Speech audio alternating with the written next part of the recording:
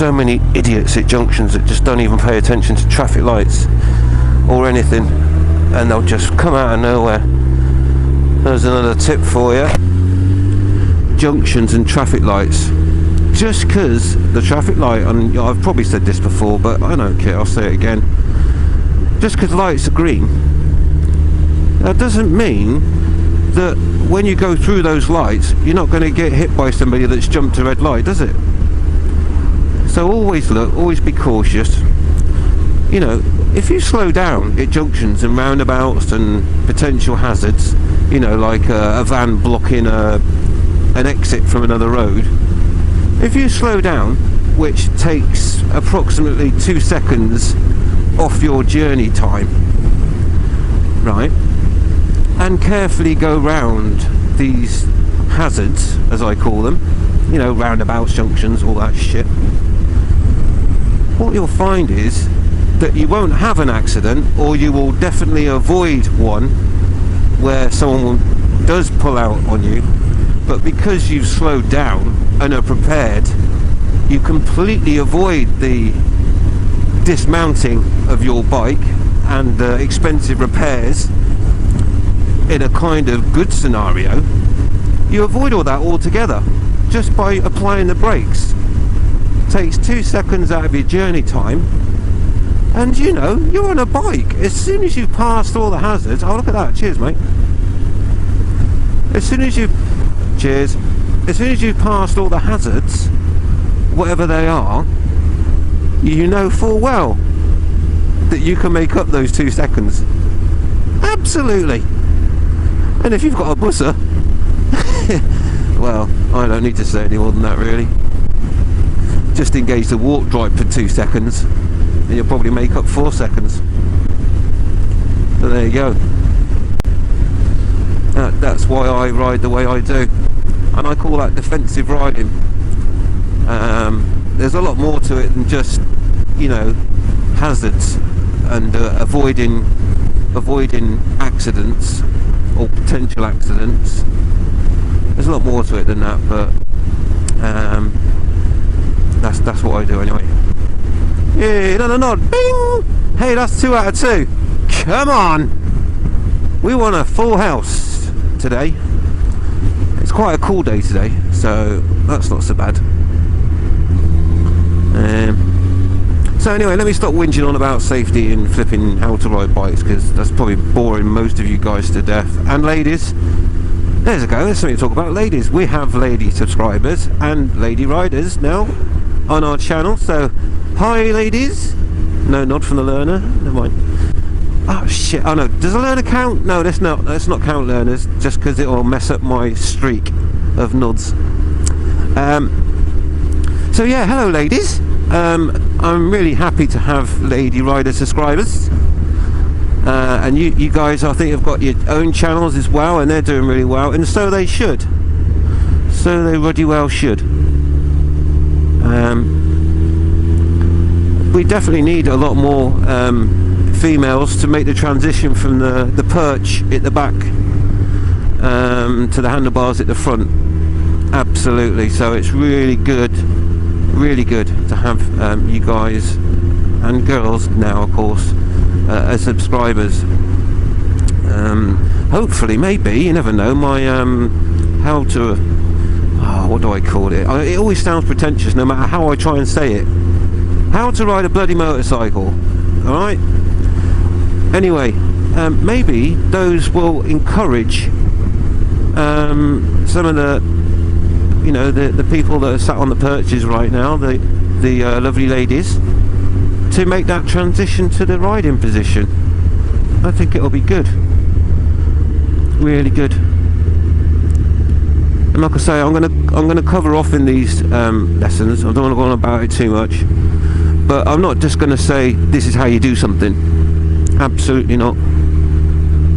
Wow, that's a bumpy roundabout. I'm going to be saying this is how you do something, but more importantly than that, that's where I went wrong. I should have went on the fucking motorway, bastard. More important than how you do something, far more important than how, is why. Why? That is the most important thing about any learning. You know, I'm going to start talking about health and safety in a minute if I'm not careful, which is another one of my big hates.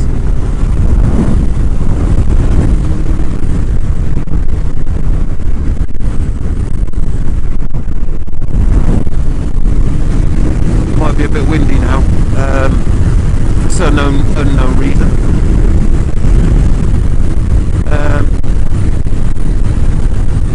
But yeah, the most important thing in learning, as far as I'm concerned, in my very, very humble opinion, is not how, it's why. If you understand why, it helps you understand how, in my opinion. Now, that's why I'm doing this, because I see lots of how on YouTube.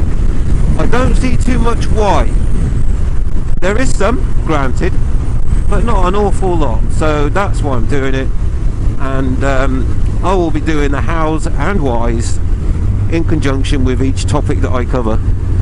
And hopefully some subscribers, some people that don't even subscribe, I don't mind. It's all good as far as I'm concerned if people learn something or pick up some tips. It's all good as far as I'm concerned, and I really don't care if experienced riders with a chip on their shoulder want to say, don't tell me how to ride a bike. Well guys, I'm not. I am totally not. This is aimed at the some tips, tricks, and some really good information, I think, for new riders and riders that want to become, or sorry, should I say, potential riders that are thinking about riding a bike but are scared by all the stories, and all those YouTube videos of people coming off. My word. You know, so I'll explain a lot of those for you as well, and it's just the basics. In fact, I think by the end of part 2 of my series, I would have covered off about 20% of the accidents that happen, or where people come off, probably more appropriate, just by the second part. And we even started the friggin' engine. Anyway, got to stop whinging on about that, but I'm passionate about it, you know. Don't you dare, you stay there. Thank you. In all my bloody blabbing, have I gone past my junction now? I'm looking for, was it Gerard something? Is that Gerard? Gerard. No, that's not Gerard. That's Glebe. I'm looking for Gerard. Scream when you see Gerard. That's the road, of course, not the football player. Everyone starts with G. Gimrock, Gauzy. I bet do you know what? I bet ya. And oh shit, was that it there? I've missed it anyway. So let's go around the roundabout. That's always fun. Let's go to one of my top 10 hazards roundabouts. Oh, look at that grass on the road. There's another one for you. Grass. Oh. Grass was the one thing that got me the closest to coming off my bike, and that was when I had my AP50. That was the closest I ever got to coming off. My word, was it so close. I was riding a bucking Bronco. What happened was they'd been cutting the grass. Oh, it's up here, isn't it? They were cutting the grass, and the grass was wet, and it all sprayed out onto the road, like you can see here. And I come round this corner, and my wheel just touched a bit of the wet grass on the front. I did miss it by a while, didn't I? And what then happened was my front wheel slid in and hit the curb.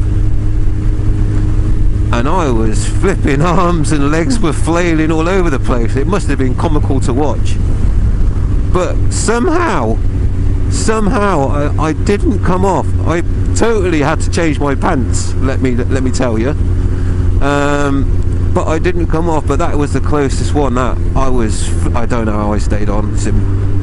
I just don't. Gerard, that's it. That's what I want. Right, next left. So there we go. But yeah, grass, that's lethal stuff. If you see that on the road, take it steady. Or if you see that they've started cutting grass signs out, yeah, slow down, because the next corner could be littered with grass cuttings, and then guess what happens next? You're rolling down the road. Oh yeah.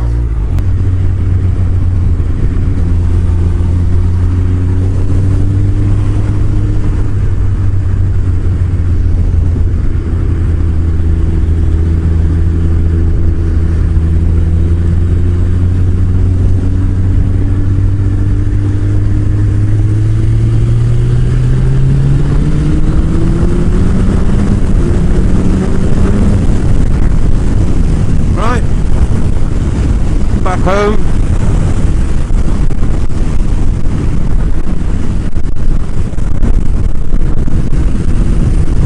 Do the triple twister challenge.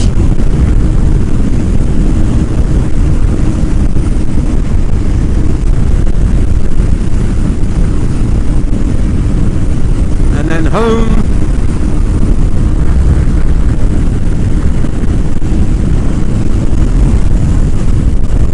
To do the girls' bedroom. Get that ready. And then there'll be some editing tonight and some uploading, maybe, if I can get some editing done. Got Southport part 3 to finish. The last part, you'll be glad to know. And depending on how this goes with this microphone, it will be